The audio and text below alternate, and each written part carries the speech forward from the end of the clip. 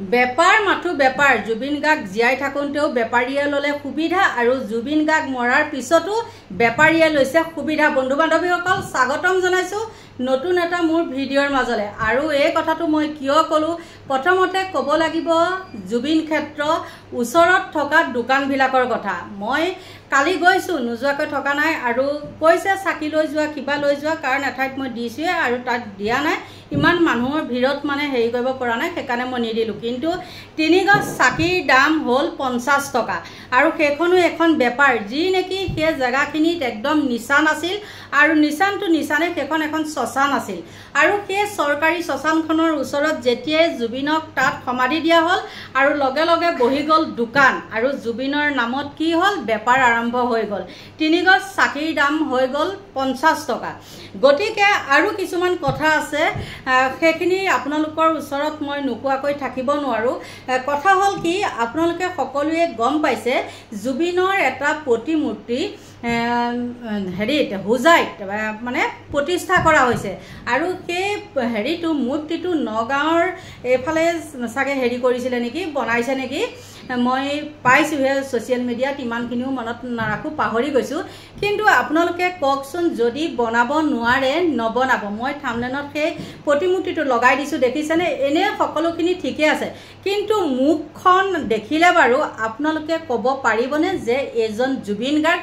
এইবিলাক দেখিলে বেয়া লাগে। আৰু তেওঁ যদি ইমান নাজানে, অইনখিনি ঠিকে আছে, মুখখন হোৱা নাই, তেওঁ নিশ্চয় বেলেগক দেখাব লাগিছিলে ন, যে চাওকচোন এইটো হৈছেনে নাই। মানে নজনাটো জানি লোৱাটো একো বেয়া কথা নহয়, কিন্তু নজনাকে যেতিয়া উফাইডাং মাৰিব এইটো হৈছে বুলি, তেতিয়াহে কিন্তু বেয়া কথা। আৰু মোৰ কথাৰ লগত এজন ব্যক্তিৰ ইমান সুন্দৰকৈ কথাখিনি মিলিছে, আৰু সেইকাৰণে মই আপোনালোকৰ ওচৰত কৈ দিওঁ, সেই মানুহজনেও মোৰ লগত একমত হৈছে, আৰু ময়ো মানুহজনৰ কথাত মানে একমত হৈছোঁ। সেইকাৰণে মই কথাখিনি আপোনালোকৰ ওচৰত উল্লেখ কৰিছোঁ। প্ৰসংগ ক্ৰমে মই এতিয়া কৈ যাওঁ কথাখিনি। মূৰ্তিৰ সন্মান আৰু স্মৃতি ৰখাৰ উদ্দেশ্যহে হোৱা উচিত, হয়নে নহয়? আৱেগ অপৰিপক্ক প্ৰকাশ আৰু পৰোক্ষ অপমানৰ অৰ্থে মূৰ্তি নিৰ্মাণ কৰা উচিত নহয়। জুবিনৰ মূৰ্তি নিৰ্মাণ কৰি শ্ৰদ্ধা সন্মান প্ৰকাশ কৰিব খোজে কৰক, আমাৰ তাত আপত্তি নাই। কিন্তু 1 নম্বৰটো তেওঁ দিছে, মূৰ্তিটো জুবিনৰ হয় বুলি দৰ্শকে বিশ্বাস কৰিব লাগিব, অৰ্থাৎ মুখাবয়, শাৰীৰিক গঠন, উচ্চতা ইত্যাদি নিখুঁত হ'ব লাগিব। মূৰ্তিটো থিয় হৈ বা বহি থকাৰ ভংগী বা জুবিনৰ চিৰাচৰিত শাৰীৰিক ভংগীমা প্ৰকাশৰ ক্ষেত্ৰত সফল হ'ব লাগিব। তেওঁ সেইখিনি কথা ঠিকেই কৈছে। মূৰ্তিটো স্থাপন কৰা ঠাইখিনি বিতৰ্কিত বা বিবাদমান ভূমি হ'ব নালাগিব। সকলোৱে সহজে দৰ্শন কৰিব পৰা আৰু ভাল ঠাই হিচাপে স্বীকৃতি স্থানতহে স্থাপন কৰিব লাগিব। ওচৰে পাজৰে সমাজ বিৰোধী কাৰ্যকলাপ চলা স্থান নিৰ্বাচন কৰাটো উচিত নহয়। একেবাৰে এইটো সত্য শুদ্ধ কথা কৈছে। আৰু কৈছে 3 নম্বৰটো কৈছে, মূৰ্তিটো কোনে চোৱা চিতা কৰিব, কোনে নিত্য নৈমিত্তিক পৰিষ্কাৰ পৰিচ্ছন্নতাৰ দায়িত্ব গ্ৰহণ কৰিব, সেই কথাও মূৰ্তি স্থাপনৰ পূৰ্বে নিশ্চিত কৰা উচিত। যধে মধে বিবাদমান ভূমিত দেখাত বিসদৃশ লগা মূৰ্তি পৰিষ্কাৰ পৰিচ্ছন্নতাৰ নিশ্চয়তা নোহোৱাকৈ মূৰ্তি কোনেও ক'তো স্থাপন নকৰাটো ভাল কথা। আমি অপৰিচ্ছন্নতা অৱহেলিত বিসদ মূৰ্তি স্থাপনৰ বিৰোধিতা কৰোঁ। ইতিমধ্যে সামাজিক মাধ্যমত আমি বিসদৃশ প্ৰতিমূৰ্তি দেখা পাইছোঁ। বিসদৃশ মূৰ্তি নিৰ্মাণ আৰু স্থাপনৰ সন্মান নহয়, এয়া পৰোক্ষ অপমান। সদুতুলেকৈ অনুৰোধ, আৱেগৰ বশৱৰ্তী হৈ ভুল নকৰিব। একদম তেওঁ সেই মানুহজনে ঠিক কথা কৈছে। হয়, আচলতে এতিয়া যধে মধে যদি ক'ৰবাত প্ৰতিমূৰ্তি এটা বনোৱা হয়, এইটো কথা চাব লাগিব যে সেই জেগাকণ কেনেকুৱা, সেই মাটিখিনি কেনেকুৱা, হয়নে নহয়, বা ওচৰত বেয়া কিবা কিবি হেৰি হয় নেকি, কাৰ্যকলাপ চলে নেকি, সেইবিলাকো মদ ভাং ড্ৰাগছ খোৱা ঘাটি হয় নেকি, সেইবিলাকো চাব লাগিব। আৰু এটা মূৰ্তি বনোৱাৰ পিছত সেই মূৰ্তিটো আকৌ ভাঙি পাতি বেলেগ এঠাইলৈ স্থানান্তৰিত কৰোঁতে কিমান খৰচৰ পৰা আদি কৰি দেখিবলৈও বা শুনিবলৈও কিমান বেয়া হয়, নহয় জানো? সেই কথাখিনি গোটেইখিনি সাঙুৰি পেলাই কৈছে।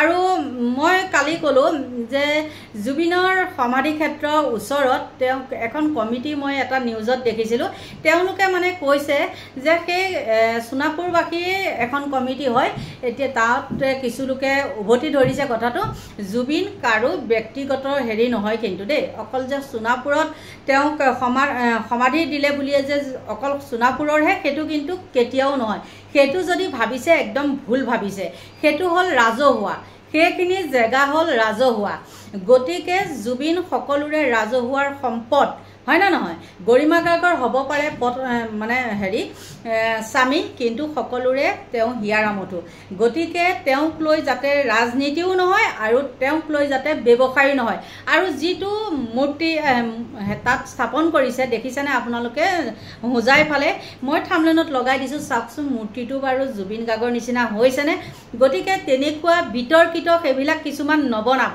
বনাব নাজানিলে নবনাব কিন্তু এনেকুৱা বিতৰ্কিত নকৰিব আৰু ভাল নালাগে এনেকুৱা কৰিলে নহয় জানো আৰু মানুহে চালে ধৰিব পাৰিব লাগিব যে এজন জুবিন গাৰ্গৰ ফটো হয়নে এখন তেওঁলোকে ধৰিব পাৰিব লাগিব কিন্তু এখনত হলে ধৰিব নোৱাৰে আৰু কেইখনমান দেখিছোঁ কালি জুবিন ক্ষেত্ৰত যাওঁতে বহুতো বেনাৰ পোষ্টাৰ আছে বেনাৰ পোষ্টাৰ সৰু সৰু কিছুমান আৰ্ট কৰি আনিছে সেই কিখনো একদম মানে বিকৃত ৰূপ দিছে একদম ভাল লগা নাই পাৰিলে সেইকিখন মানে কি ক'ব আৰু উপায়ো নাই যি কৰিলে তাৰ পিছত যাতে এইবিলাক চকু দিব লাগে যেতিয়া নেকি তাত আৰিবলৈ আহে তেতিয়া কিন্তু সেইবিলাক চকু দিব লাগে তাত থকা যোনসকল তাত থাকে কৰ্মৰত যোন থাকে তেওঁলোকে চকু দিব লাগে যে এই বস্তুটো এইখন হোৱা নাই জুবিনৰ ফটোৰ নিচিনা হোৱা নাই গতিকে এইখন ইয়াত দিব নালাগে গতিকে বন্ধু বান্ধৱীসকল এইখিনিয়ে আছিলে মোৰ ক'বলগীয়া আৰু সদশেষত কওঁ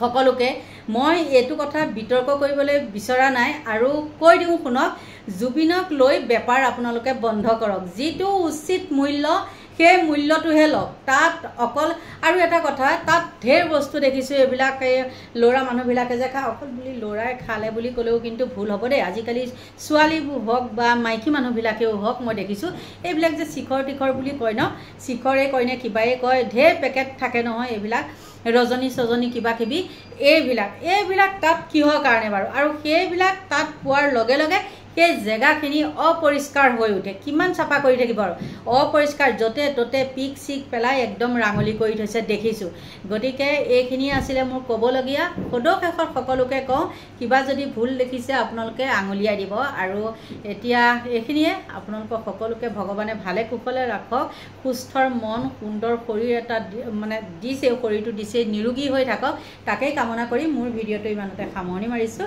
বাই বাই